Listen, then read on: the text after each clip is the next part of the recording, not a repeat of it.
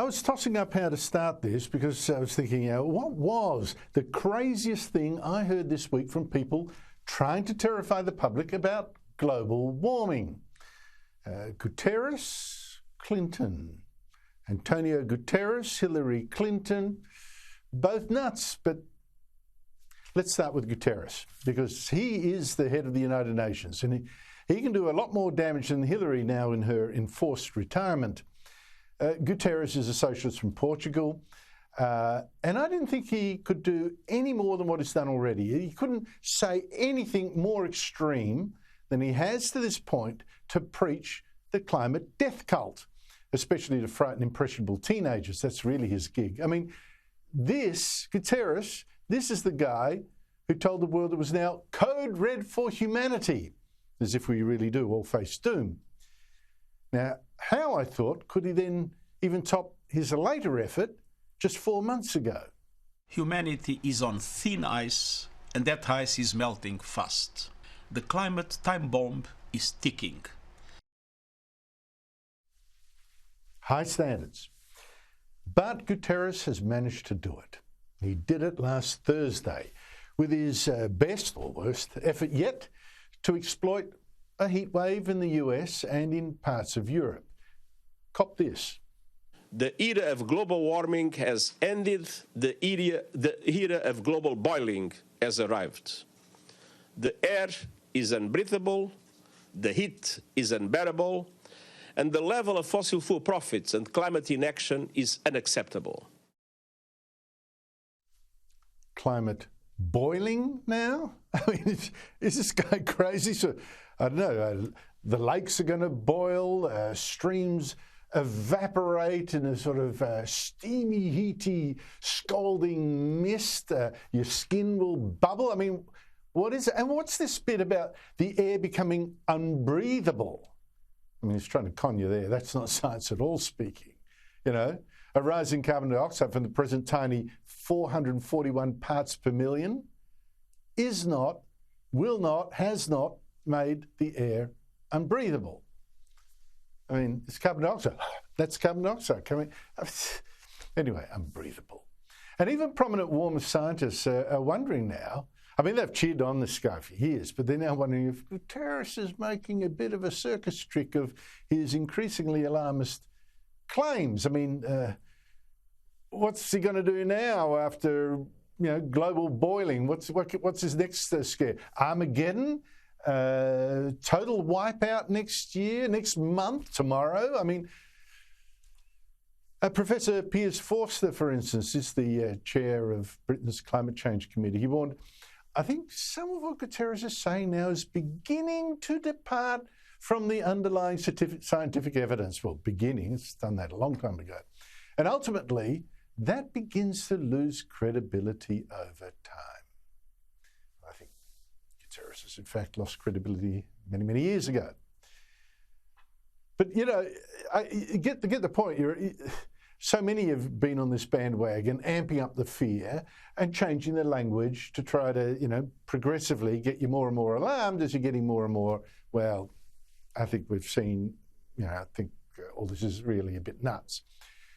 20 years ago, you'll remember, they were telling us it's global warming. Beware of global warming. And then, whoa, wait a minute. For the first 15 years of this century, there was in fact no extra warming. The warming went through a period of hiatus. And so the language changed. Global warming became climate change, which of course could mean anything. It could mean a flood, climate change. It could mean a drought. That's climate change too. It could mean, that explains the heat wave. Or that explains the huge snowfalls. Climate change. What couldn't be blamed on global warming then, right? Even if your beer tasted funny, that's climate change. It was just brilliant for the alarmists. Anything that changed, climate change. But it seems that even then, after a while, I mean, we've had, many, many years of this now, it seems people are starting to go, oh, really? what's on for the sports channel, you know? So, another change was needed. Did you notice about 4 years ago, when the world temperature just started ticking up again a little bit, activists started to say now, well, they went back to something's warming, but they thought, we need something better than that. Global heating. Global heating. Let's call it global heating. I mean, the Guardian newspaper even ran a headline to announce that 4 years ago, it's going to change its language. It's going to change the language that's going to be used. Yep, from now on, it said House-style guides recommend terms such as climate crisis and global heating. There, that'll get you. And now Guterres comes along. Well, I can trump your global heating with my climate boiling. I mean, seriously. And yet, for all this doomsday talk, the facts remain that your chances of dying from climate-related disasters has, in fact, never been lower. Never. And, of course, the good news is about the slight warming we've seen is that we've never been able to grow so much cereal crops, things like wheat and rice that sort of feed the planet, okay? But that's good. That's good in this period of supposed global heating, or even, climate boiling. We're in fact posting record crops. That's got to be good. So, they really are frauds, aren't they? So you might think that with all this competition from Guterres running a one-man scare the world campaign over the United Nations, what on earth could Hillary Clinton say or do to try and top Guterres as the alarmist of the week? Now, Clinton, of course, she tried her very best.